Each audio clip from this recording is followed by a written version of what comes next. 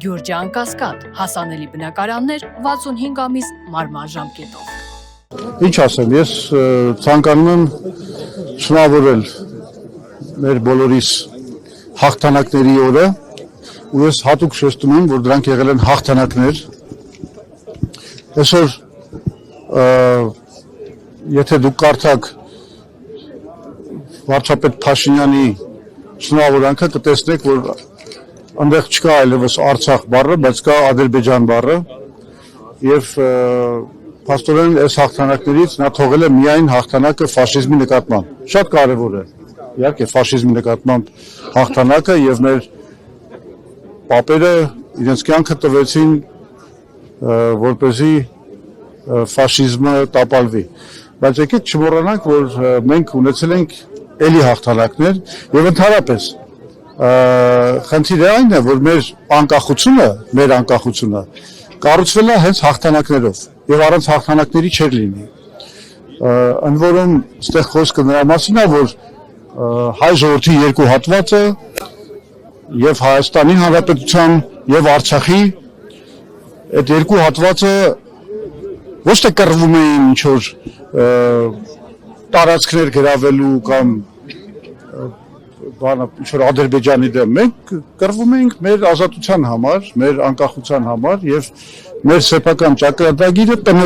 տնօրինելու իրավունքի համար։ Իսկ այս ավարտեմ ուղղակի ու իսկ այն ինչ որ կատարվեց, երբ որ մեզ ներքաշեցին 20 թվականներին 20-23 թվականների պատերազմներին Նիկոլ Փաշինյանը իր ես չեմ խուսափի այդ սահմանումից ոճրագործ քաղաքականությամբ ներքաշեց մեզ այս գործարար պատերազմների մեջ մի ամբողջ ժողովուրդ, մի ամբողջ հատված մեր ժողովրդին ենթարկվեց ցեղասպանության ու վտարման։ Բայց մենք պետք է միևնույնն է վառ պահենք այդ հաղթանակների հիշատակը,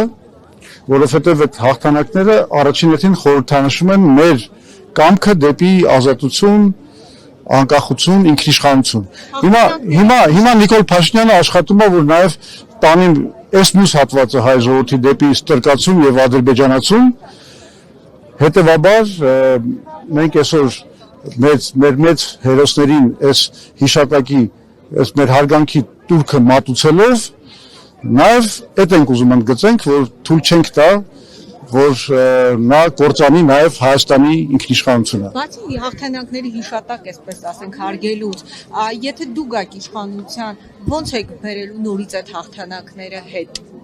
որ ոչ միայն հիշողություն լինի, այլ ունեք Արցախի դեպքում։ Լսեք, հաղթանակը դա առաջին հերթին հզոր պետությունն է, որը ապահովում է իր ժողովրդի համար ազատություն, ինքնիշխանություն, բարեկեցություն եւ այլն եւ այլն։ Այսինքն մենք այդպես ենք վերելու։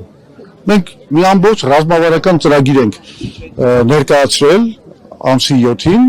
որը բոլորիդ խորհուրդ եմ տալիս ուղղակի գնալ կարդալ մեր սայթում anc.am-ում,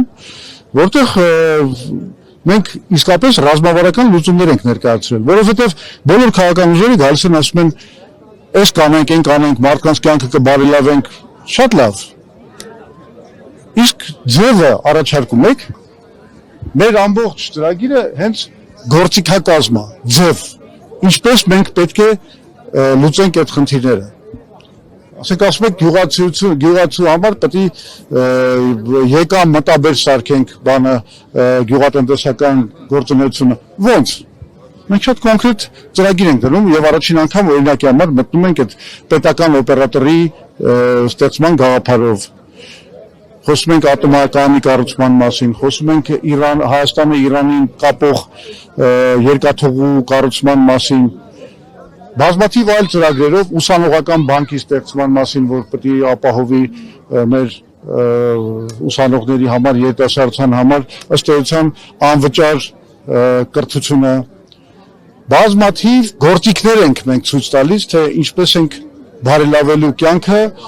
ասենք նույն աշխատավորների համար, գործարար աշխարհի համար, գյուղացիների համար, երիտասարդների համար, թոշակառուների համար, բոլոր կատեգորիաների համար։ Էսա Եվ Նիկոլ Փաշինյանը ասում է Ղարաբաղյան շարժումը ճակատագրական է եւ Արցախը մերը չի, սա ուրացում է, ինչու է նման հայտարարություն։ Լսեք, Նիկոլ Փաշինյանը միշտ փորձում է այնպես ներկայացնել վերջին ժամանակաշրջանում, որ իբր մենք ինչ-որ տարածքային նկարտումներ ենք ունեցել Ադրբեջանի նկատմամբ, ինչ-որ, չգիտեմ, ագրեսիա են գործել եւ այլն։ Մենք ընդհանրապես պաշտպանել ենք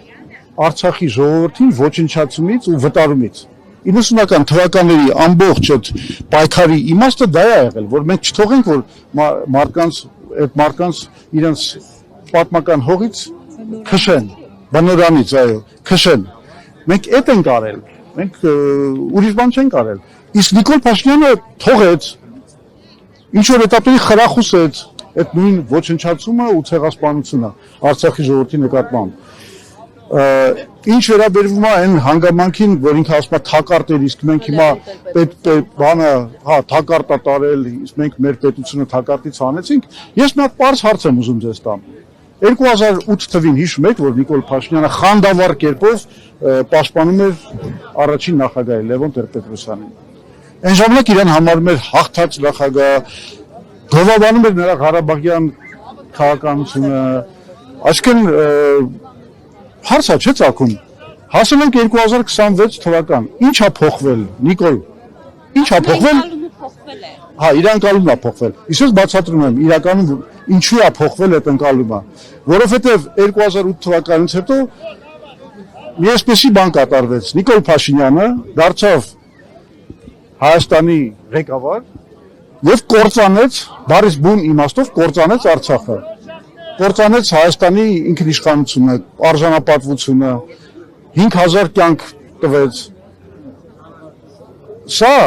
հետապնդելի է Նիկոլ Փաշինյանին միջև գերեզման ու գերեզմանում էլ, որովհետև ինքը գիտի, որ ինքը պատասխանատու է հայ ժողովրդի առաջ, պատմության առաջ, այն ոճրագործությունների համար, որ ինքը կատարել է հայ ժողովրդի հանդեպ։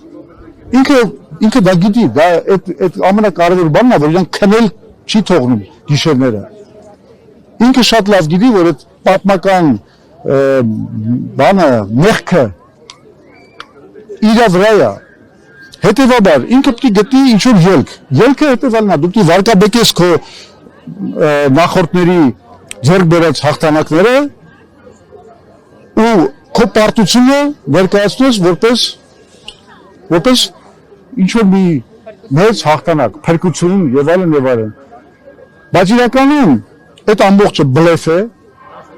խաբեություն է, որովհետեւ ինքը անգամ չգիտի,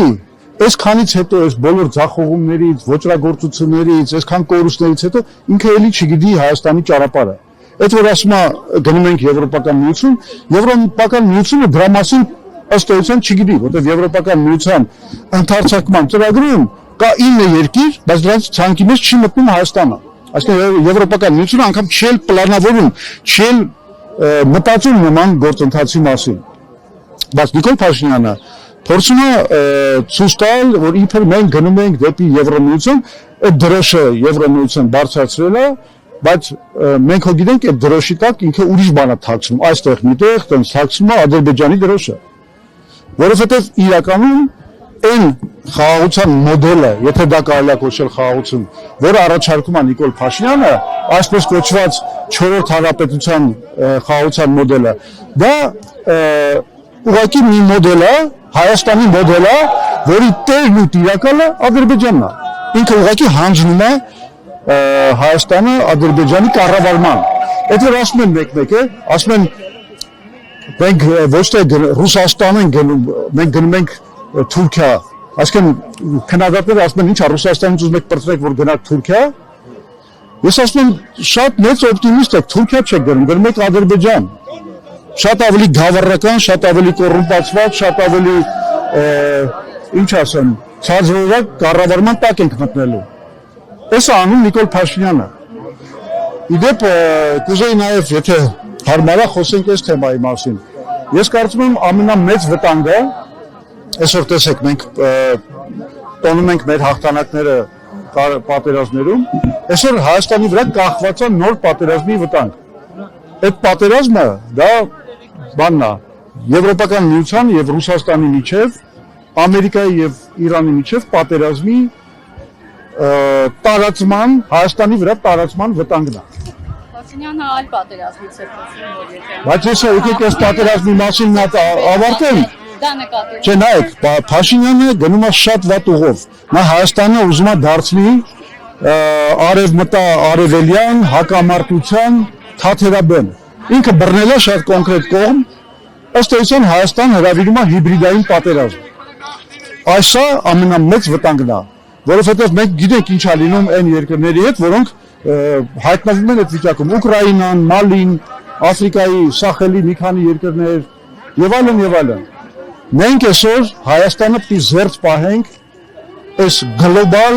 պատերազմի վտանգից։ Իսկ դրա ձևը միակն է։ Հայաստանը չպետք է ճամբարավորվի, պետք է չեզոքություն պահի, պետք է լավ հարաբերություններ հաստատի եւ Արևմուտքի, այսինքն Ամերիկայի, Եվրոպական միության եւ Ռուսաստանի հետ, եւ Իրանի հետ, եւ Չինաստանի, եւ Հնդկաստանի։ Ինքը կներեք, ինքը դա հերթական նիկոլական խաբեություն է,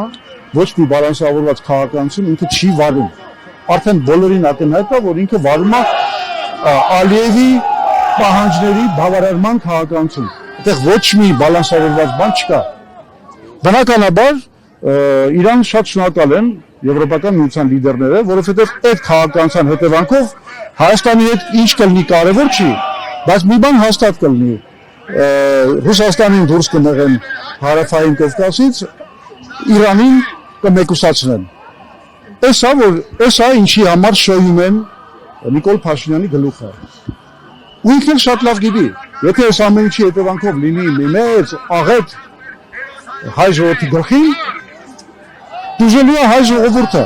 ինքը չի դուժելու, իրան վերջին անգամ, վերջին պահին, չգիտեմ, ուղղաթիռով դուրս կհանեն, կտանեն եւ իր ամբողջ կյանքը արդեն կպահեն, կփայփայեն։ Էսա ամբողջը մեզ պետք է ամեն ինչ անել, որ մենք խուսափենք այս վտանգներից, մենք գլխավոր ռազմավարական սպառնալիքները սա են, որ մենք կարող ենք մեր ինքնիշխանությունը կորցնել, որ մենք կարող ենք հայտնվել հիբրիդային պատերազմում, որ մենք կարող ենք հայտնվել էներգետիկ ճգնաժամի մեջ։ Հասկանում եք, այս դրա շուրջա կառուցված մեր ծրագիրը, թե ինչպես մեր ժողովրդին մենք այս վերահաս վտանգներից փրկենք։